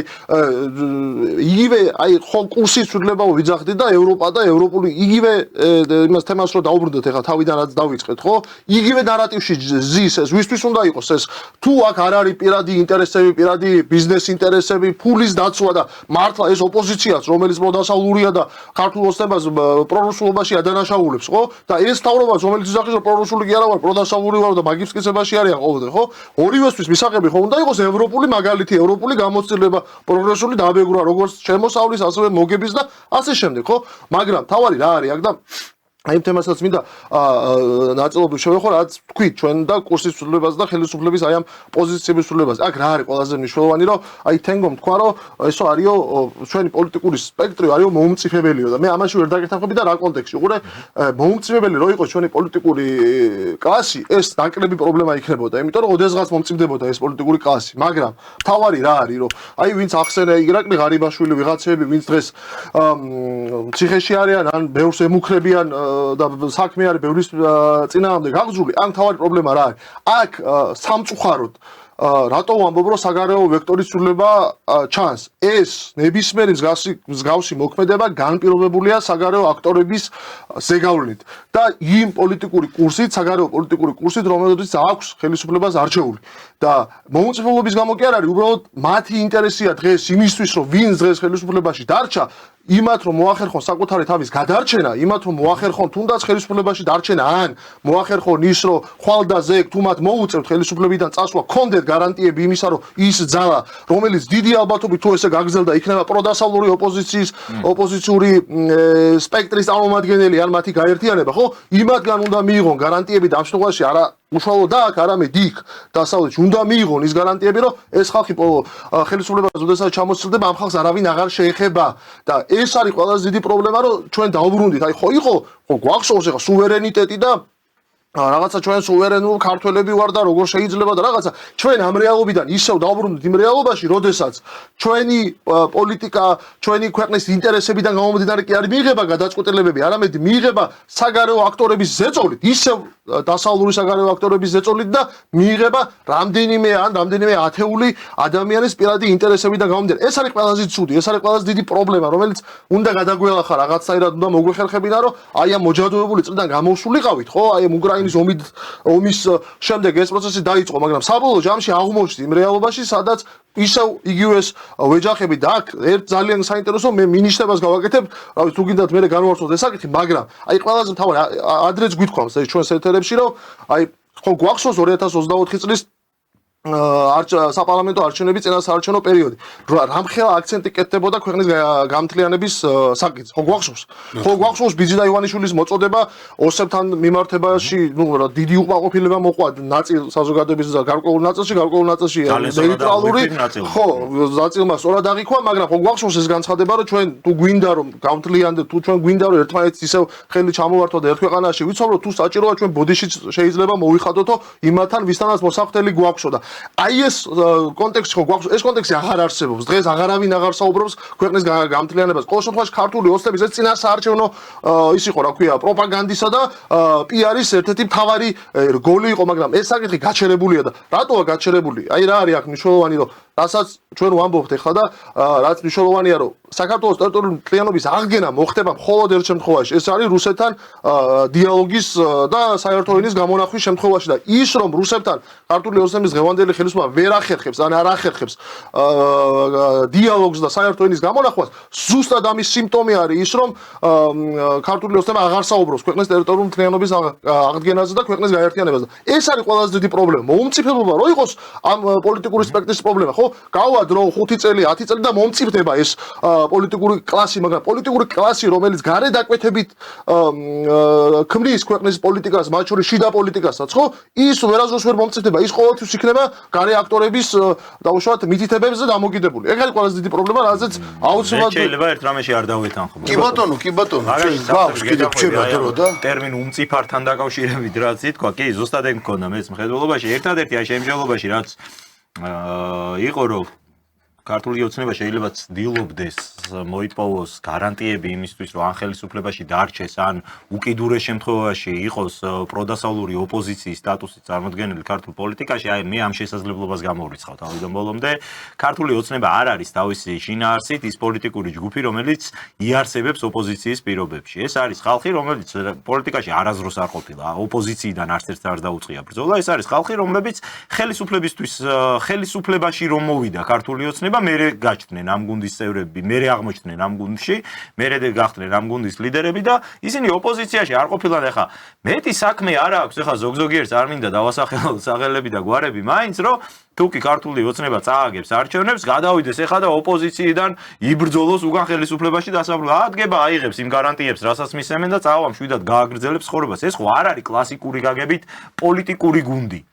ეს ინამდვილეში არის რაღაც ხელისუფლების ირგვლივ შეკრებილი ხალხი, რომელთა უმრავლესობას ქართულმა საზოგადოებამ პირველად ნახა, როდესაც მათ დაიკავეს დეპუტატის სავარძელი პირდაპირ, როდესაც დაიკავეს მინისტრის სავარძელი, როდესაც პრემიერ-მინისტრის პორტფელი დაიჭირეს ხელში, მაშინ გაიცნო პირველად ადამიანებმა. პირდაპირ პრემიერ-მინისტრობით რო იწყებენ პოლიტიკოსობას, ის ხალხი არასდროს არ გადადის მერე ოპოზიციაში. ეს აქსიომა არის ჩემი აზრით პოლიტიკაში და ეს სხვა შორის ნაციონალურ მოძრაობას არ ჭირდა. ამ ხალხმა მოახერხა რომ ოპოზიციის რიგებში შეინარჩუნა პარტია, შეინარჩუნეს ასე ვთქვათ პარტიული სტრუქტურები, იბრძოლეს და აგერ ახლა მე მგონი მოყავთ უკან ხელისუფლება. სხვათა შორის მაგას იმას აჩენ ჩამოთვალე კიდე ერთი სჭირდება, თვისება ჭირდება. გულწრფელი და ვაჟკაცი, ანუ ვამბობ, ბრძოლის უნარიანი უნდა იყო, იმიტომ რომ დღეს ოპოზიციაში ყოფნა, შენ მართალი თქვი, თუმცა 2012 წლის აი პირველი საპარლამენტო გუნდი რო გააკეთა იგივე ბიძინეონიშვილმა იქ რა თქმა უნდა უმეტესწილად იქ პოლიტიკოსები და ოპოზიციიდან წამოსული პოლიტიკოსები იყვნენ ვის ირგვლივაც გაერთიანდა ვინც გაერთიანა და ყველა პირველი ვადის მე მოიშორეს ახლა შემდეგ უკვე აი 2016 წლის მერე და განსაკუთრებით 20 და 24 წლის მერე და მithumetes ბოლო არჩევნებში რა თქმა უნდა არც ერთი არ არის აი ოპოზიციური ბრძოლა და მანამდე თქვა რაღაც პარტიის ჩამოყალიბება რაღაც ქუჩაში, სხვადასხვა რაიონში, ქალაქში, თუნდაც მაჟორიტარული კუთხით რო ებრძოლა და რამე რა თქმა უნდა არისო და მეტიც. თეატრულუკიანი, ჩემი აზრით არის ერთადერთი. თეატრულუკიანის გარდა, კახიტალაძეც, ბოლო წელს ყოველ შემთხვევაში თეატრულუკიანის გარდა შეიძლება, ვინც ახლა საპარლამენტო გუნდს გულისხმობდა, კი ბატონო კახიტალაძეც, თუმცა თეატრულუკიანი კიდე უფრო, რა თქმა უნდა, 2012 დიდი გამოცდილება, დიდი სტაჟი და განსაკუთრებით ბრძოლასთან დაკავშირებით 99% დღეს საქართველოს პარლამენტში ხელისუფლების გუნდიდან იმ ყველა ჩამონათვალთან ერთად არ გააჩინათ თავარი, რომ დარჩე ოპოზიციაში და ებრძოლა და თან ვის უნდა ებრძოლო, ხო? როგორ უნდა ებრძოლო იმ ხალხს? გჭირდება ბრძოლის პრინციპულობა და ბრძოლის უნარიანობა და კიდე ყველაზე მთავარი ხალხს უნდა უყვარდეთ. სამწუხაროდ დიდი ბოდიშის მოხდით მინდა ვთქვა. დღევანდელ ხელისუფლებაში განსაკუთრებით საპარლამენტო გუნდში არ გულისხმობ რავი 5 ადამიანს ალბათ 10 ადამიანს შეიძლება ითქვას არ მინდა ხა ჩამოთვალო ვიმე რომ გამომჩეს არ მინდა გულდაწყვეტილი დარჩეს იმიტომ რომ უყურებ ჩვენ ეთერებს და მე პირადად სადმე რომ ხვდებიდან სადაც საერთო მეგობრებთან ერთად სადმე რომ ვართ მე რაღაცა გულდაწყვეტილი ეთერს ჩამომითვალე 10 ადამიანი ამ საპარლამენტო გუნდში და მე ყოფილი 10 მე ვამბობ 10 კაც 10 ადამიანი შემიძლია ჩამოთვალო შეიძლება ვერა მაგრამ ვისაც გააჩნია მართლა შერჩენილი აქვს ღირსება ქვეყნის მიმართ სიყვარული ნამუსი აქვს ყველაფერს თავი დავანებოთ და ეს ძალიან ბევრს იშავს დანარჩენ შემთხვევაში არ გეწყინოთ მაგრამ ხალხმა ძალიან კარგად იცის რომ თქვენ კეთილსინდისიერი ხალხი არ ხართ თქვენ არ გიყვართ თქვენი სამშობლო თქვენ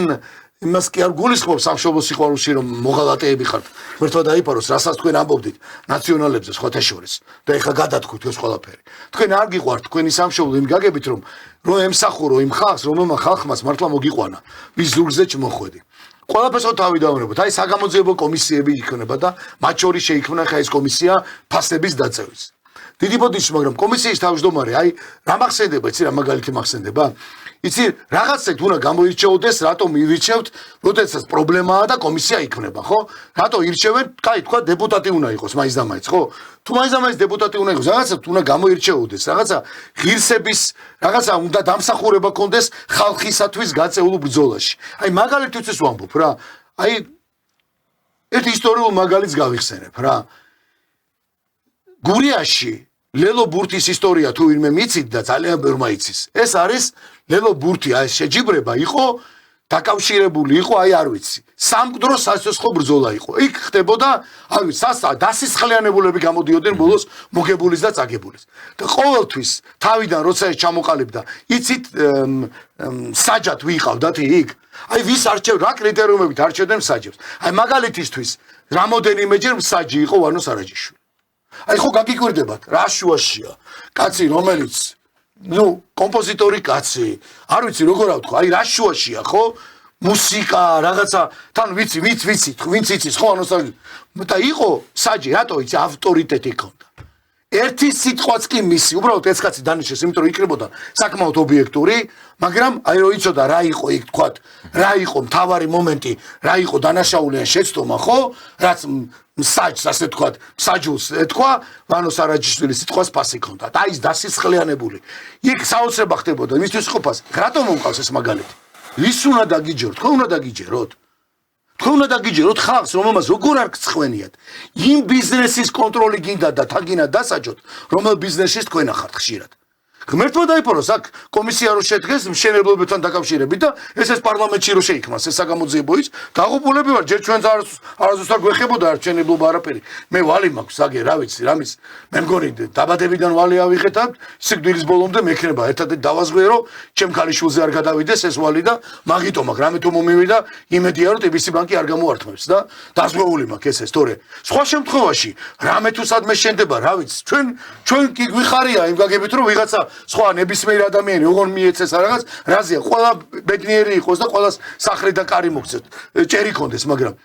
რო შეიქმნა საგამოძიებო კომისია იქ რა ქვია მშენებლობის ფასების დარეგულირების ან და უკანონო მშენებლობების და იქ რო თქვენ პარლამენტარები იყოთ იქ საერთოდ რა მოხდება ხო წარმოგიდგენი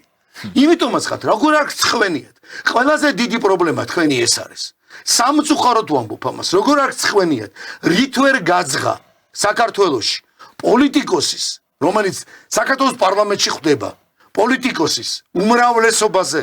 ვამბობ მე ამას და უმცირესო იქ არიან ადამიანები, რომელსაც არ ეხება, მაგრამ კიდევ ერთხელ ბოდის ვიხდი, მაგრამ როგორ არ გწხვენიათ? სადამდე უნდა მიგიყვანოთ ამ სიღორემ? სადამდე უნდა მიგიყვანოთ? და როგორ შეიძლება რომ ყოველთვის წინამორბედზე ვამბობთ რომ აი ის ამას აკეთებდა ის ხალხითვისაც რუანდა და ჩვენ მეორეს ვაკეთებდით მესამეს ამატებდით და რაც ამობ ეხლა თქვენ როცა ხვალ და სხვა რომოვან იმ პოზიციას რომელსაც მოუბრუნებთ ისინი გეტყვიან რა მეს თქვენ ხო ხშირად შეხმატკბილებული ბიზნესები გაქვთ და რა საქართველოს ჩვეულებრივ მოქალაქეს ჩვეულებრივ მოკდავს რა რომელიც ეხა მთაში ბარში სიცხეში სიცივეში საკარო თუ წყალი რო ჩამოსდის ის რო ისმეს და უყურებს თქვენ როგორ აკლებთ ჩვენ გამოფასებს და როგორ ვერ აკლებთ და ოი გამოდიხარ და სტატისტიკით გველაპარაკებით და ჩვენი კალათა სამოხმარებო კალათა ერთი მოქალაქის ჯიბე ამდენია და ამდენია და ამდენია როგორ არ გწხვენიათ თქვენზე მეტი ღორი მოვა ხვალზე აი მაგ პოლიტიკით არასდროს არ მორჩება სამწუხაროდ მაგრამ თქვენზე მეტი ღორი მოვა თქვენც იგივეს გაიკეთებთ თქვენც ისე წაგართმევს მისაკუთრებს პოლიტიკურ სარჩულს ამოეფარება და მე იტყვის რომ იცი რა ბოდიში რა დაჩაგრულია ეს კაცი და რა ვქნათ შეხედეთ რამოდენი კაცია დღეს დაჩაგრული რამდენი ჩაგრება ეხლა ამ წუთას გარეთ გასული თქვენი ბიუროკრატიული აი ამ რაღაცა გაუგონარი რაღაცა მანქანები და მექანიზმებით რამდენს აწევს დღეს გადასახადი ვინიცის და თა რა გვესმის კიდევ უფრო გაძვირდება იმიტომ რომ საშინელი ომი დაიწყო ეხა ირანში ნავთობი სადაც ძვირდება სოფლიოს ნებისმიერ კუთხეში დედამიწაზე სადაც ნავთობი ძვირდება იქ რა თქმა უნდა ყველაფერი ფასები ყველაფერს იწევს მაგრამ თქვენ ეს არ გეტყობათ საქართველოს პარლამენტის წევრებს, დეპუტატებს, თქვენ ეს არ გეტყობათ. თქვენ ჯიბეს ეს არ ეტყობა. თქვენ წუთი-წუთზე, წამი-წამზე იღებთ ხელფასებს. არ გეტყობათ ეს. და იმ ხელფასებს, რომელიც არაადეკვატურია ჩვენ პენსიონერთან, არაადეკვატურია. იცით რატო არაადეკვატური? 35-ჯერ მეტი გაქვთ. პენსიაზე 35-ჯერ მეტი გაქვთ თქვენ ხელფასი. იგივე ბერეკაშვილს, რომელიც არის ამ კომისიის თავმჯდომარე, ფასების დაკლების 35-ჯერ მეტი გაქვთ თქვენ ხელფასი ვიდრე რიგი ჩვეულებრივ პენსიონერს. აი ამაზეა საუბარი, მაგრამ თქვენ ხმამაღლა იტყვით რომ ფასები უნდა შემცირდეს, სასწრაფოდ უნდა შემცირდეს. რა არის ეს, როგორია ეს ფასები? და თქვენ იტყვით უამრავ რაღაცას. ჩვენი ქვეყნის მოქალაქე დაცული უნდა იყოს, დიახ, უნდა იყოს სიტყვის თავისუფლება და ასე შემდეგ და ასე შემდეგ. მაგრამ ვის თავისუფლებაზე იბრძვით თქვენ? საკუთარი ქონების და ფულის შენარჩუნებაზე. სამწუხაროდ ეს ასეა. ამას ხედავს მოსახლეობის 80% და იცით კიდევ რატოა ჩუმად? და იცით კიდევ რატო ითმეს რომ ბოლო მომენტამდე როცა კი მიხვდება რომ მართლა მის ღირსებას თავმოყარეობას შეეხებით და მართლა ღალატი იქნება. ღალატი განა სამშობლოს მიმართ და წინააღმდეგ, არამედ იმ მოქალაქის მიმართ, რომელიც უტოლდება სამშობლოს ღალატს და ესე დაჩაგრული იქნება ის პენსიონერი, ის მეცნიერი, ის პედაგოგი, თუნდაც ის პოლიციელი, ის სამხედრო, ის არ ვიცი მე, მეხანძრე, მასწავლებელი და ექიმი და ასე შემდეგ. ნებისმიერ კუთხეში. ამიტომ თქვენ გადახედეთ თქვენ თავს და სწორი თქვა ცოტნემ. თუ გინდათ რომ ამ ქვეყანაში ევროპული დონის იყოს ევროპული დონის და ევროპას მიუბაძოთ უნდათ ერთ რამეში, რომ ფასების დარეგულირდეს, რომ გადასახადებიც ასეთი არ იყოს და ჩვენ რიგითი მოქალაქეს ჩვეულებრივად წინ დაეწყოს ცხოვრება და ცოტა წელში გაიმართოს, მაშინ მიიღეთ ეს გადაწყვეტილება, კანონმდებლობა შეცვალეთ, ამოიღეთ ისეთი კანონმდებლობა, ისეთი მუხლი, რომელიც წერია, რომელიც ხელს არ შეუშლის, მიიღოთ კანონი შემოსავლის პროგრესულ დაბეჭდვასთან დაკავშირებით და მოგების პროგრესულ დაბეჭდვასთან დაკავშირებით. მაგ შემთხვევაში აღარ იქნებით 40 მილიონერი დეპუტატი პარლამენტში და შეიძლება აქეთ პირიქით საზოგადოებაში იყოს მილიონერი არა, მაგრამ ნორმალურ შემოსავლიანი, საშუალო შემოსავლიანი მოქალაქეები. თაში და ბარში. აი ეს არის ძალიან მარტივი. გინდათ ევროპა მიბაძეთ ევროპას ამ კუთხით, მაგრამ არა, შიშრები ხართ, გეშინიათ, როდემდე, რამდენი წელი უნდა იცხოვროთ, ღმერთმა დიდი ხანი განყოფთ, სად წაიღებთ ამ მქონებას და თქვენ ამას ყველაფერს აკეთებთ და ჩვენი სახელით, ამაზე ვგიჟდები, ჩემი სახელით აკეთებთ ამას და ჩვენი მშობლების სახელით აკეთებთ, რომ კარგად იყვნენ, ძალიან კარგად ვიცი, ვინ როგორ ცხოვრობს და ვინ როგორ არის. სამწუხაროდ აი ეს პრობლემა არის და დღეს ყველაფერთან ერთად რომ ეს გროვდება ეს წნეხი და ის მოქალაქე, რომელიც შენ გიცავდა, ის კონკრეტულად შენ კი არა, ის კონკრეტულად ბიზინა ივანიშვილს კი არ დაუდგა გვერდზე, არამედ იმ დიდ ტკივილში და გაერთიანებაში მოიაზრა მაშინ ბიზინა ივანიშვილიც, რომელმაც გადადგა ის ნაბიჯი, რომ ეს ქვეყანა გამოეძღვნა იმ საშინელებიდან, რაც ნაციონალურ მოძრაობის დროს იყო. და დღეს რას ვხედავთ ჩვენ? ეს ხალხია სწორედ მიტოვებული. სხვა შემთხვევაში ჩვენ რაღაცა სხვანაირად ვიმჟელებდით, ვიტყოდით, ეთერებში იქნებოდით აქ ჩვენთან, ჩვენ ვიქნებოდით სადმე თქვენთან, რომელიმე თქვენ ეთერში არ ვიცი, პირადად კულუარებში კი არ ვისაუბრებდით ამ თემაზე. მე ნაწყენები რო ხართ, რატო ამბობ ჩემზე ამას და ასე შემდეგ. მაშინ არაფერი, ყველაფერი საჯარო ხო უნდა იყოს. ნახოთ, როგორ ცხოვრობს ერთი გერმანელი მოქალაქე. პოლიტიკოსი არ ვამბობ. თუნდაც პოლიტიკოსი აიღეთ, აბა როგორ ხო, დედიმისი შვილია და სადმე მისი სურვილით აი კლას გარეშეთ გადარიცხოს ფული. ან რაღაცა წავიდეს რამე სხვა სამივლენებო ხარჯებში. რატო არ ბაძავთ ამაში? ამიტომ ჩვენ ყველას ერთად გვჭირდება სერიოზული გამოფხიზლება. სიმართლე უნდა ითქვას ყველგან და თქვენ უნდა მართალის საქციელი გამოძრავებდეთ და მართალი უნდა იყოთ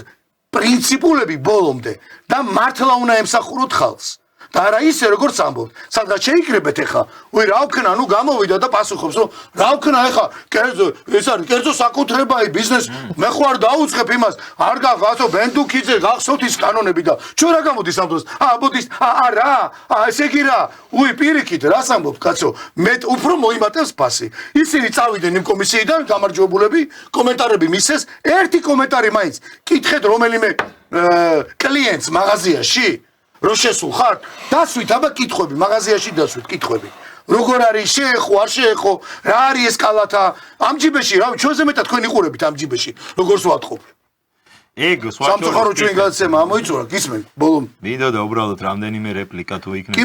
ბატონო, აი ბოლო 5 წუთით ხო. თუ გითხეთო, რომ იძახი, სახელმწიფო მედიამ დაიწყო ამ ბოლო დროს, სხვა შორის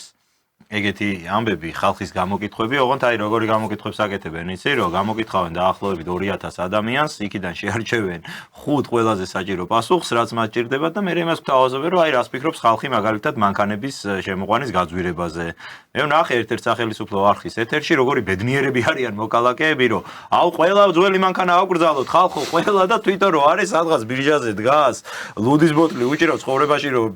ვერასდროს ვერ იყიდის მანქანას და ის ადამიანი თურმე არის ბედნიერი იმით რომ აქ მანქანები უნდა გაძვირდეს ამ ქვეყანაში. ნახე ადამიანები რომლებიც ამბობენ რომ რა კარგი არის აი ეს რაღაც პლასტიკის ბოთლებს რო კრძალავენ ეხა ამ საკითხზე იმ არგუმენტით რომ თურმე პლანეტა უნდა გადავარჩინოთ ქართველებმა რომ ვაბინძურებთ ქართველები პლასტიკის ბოთლებს რო აწარმოებთ ამითი პლანეტა ბინძური. ჩინეთმა არ უნდა თქვას უარი ამერიკის შეერთებულმა შტატებმა არ ქართველებმა უნდა თქვათ 3 მილიონმა კაცმა უარი რომ არ დავაბინძუროთ გარემო და საერთოდ აი ამ საკითხზეც 2-3 სიტყვით აუცილებლად მინდა მეთქვა აქტუალური თემა არის ეს. აი ინდუსტრიული ეპოქის შემდეგ რაც მსოფლიომ შექმნა ტექნოლოგიები რომ წარმოება გახდა მასობრივი ამან გამოიწვია თავისთავად ცხადია ის, რომ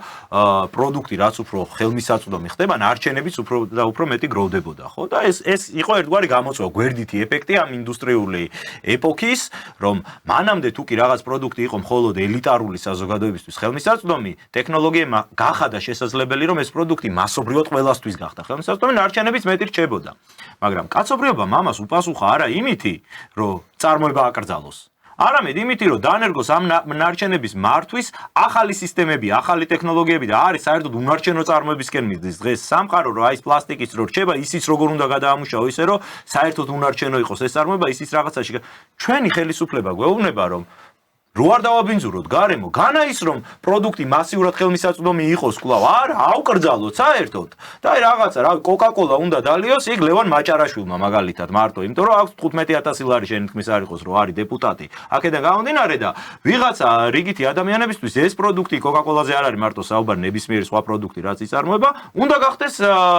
აღარ უნდა იყოს ხელმისაწვდომი, იმიტომ რომ გასაგებია რომ შუშის წარმოება, მინის წარმოება ბევრად ზვირიჯდება და ეხა წყლის ერთი ბოთლი თუ გახდება 12 ლარი, იმას ადამიანი ვერ იყიდის, ხო? გასაგებია. ამიტომ არის აქ საუბარი, რომ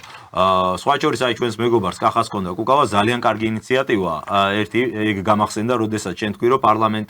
პარლამენტარის ხელფასიო 35 ჯერ მეტი არის პენსიის ხელფასეო და აი ესეთი ტიპის ინიციატივებიც ძალიან საინტერესო იქნება, რომ კანონში მაგალითად ჩაიწეროს პირდაპირ, რომ პენსია უნდა იყოს დეპუტატის ხელფასის 10% პირობითად. ჩაიწეროს. მე ნახავთ თქვენ როგორ დაინტერესდებიან ესენი, რომ პენსიები რა შეიძლება მალე გაზარდონ, რომ ერთავიანთი ხელფასებიც გაეზარდონ. სხვა მხრივ გამორიცხულია ამ ქვეყანას და აი ამ მართლა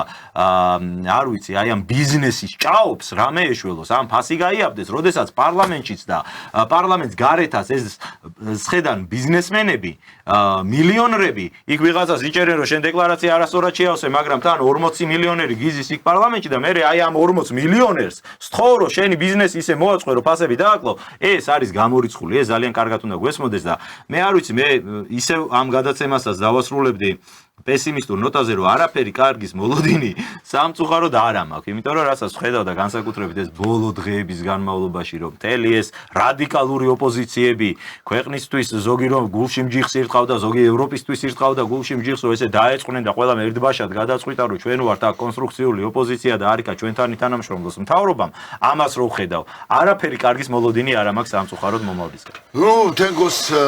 პესიმიზმს ვერ შეუერთებით, მაინც მგონია რომ მართლაც საერთოდ დიდი გამოფხიზლება ალბათ არ გვაწყენდა და ნუ დღეს ახლა ისეთ სიტუაცია მსოფლიოში ირგვლივ და განსაკუთრებით ჩვენთან რომ ძალიან იმიტომ კი არ ტყუდება ადამიანი რომ ახლა მართლა არ ესმის ან ჩათვალოს პოლიტიკოსმა რომ იმოვატყუე და დღეს ეს ჩუმად არის და წყანად არის. უბრალოდ ბევრ შემთხვევაში ისეთია გაჭირვება და ისეთია სოციალურად დაუცველი სიტუაცია რომ შეიძლება ბევრ ადამიანს დღეს მართლა მნიშვნელოვნად მიაჩნია რომ იმ მომენტში გადარჩეს.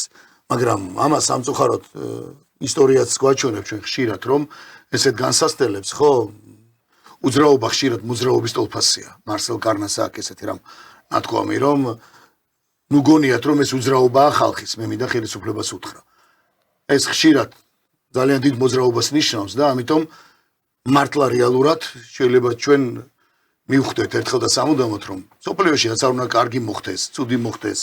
ირგვლივ ყველგან დღევანდელ საქართველოს პოლიტიკოსებს და ხელისუფლებას ყოველთვის შეიძლება რომ ისე დახატონ სიტუაცია, როგორც მათ უნდათ. ამიტომ აი საერთო გამოფხიზლება რო იქნება, ის უძრაობა რომელიც თქვენ გონიათ, საკმაოდ დიდ მოძრაობაში გადავა და ეს იქნება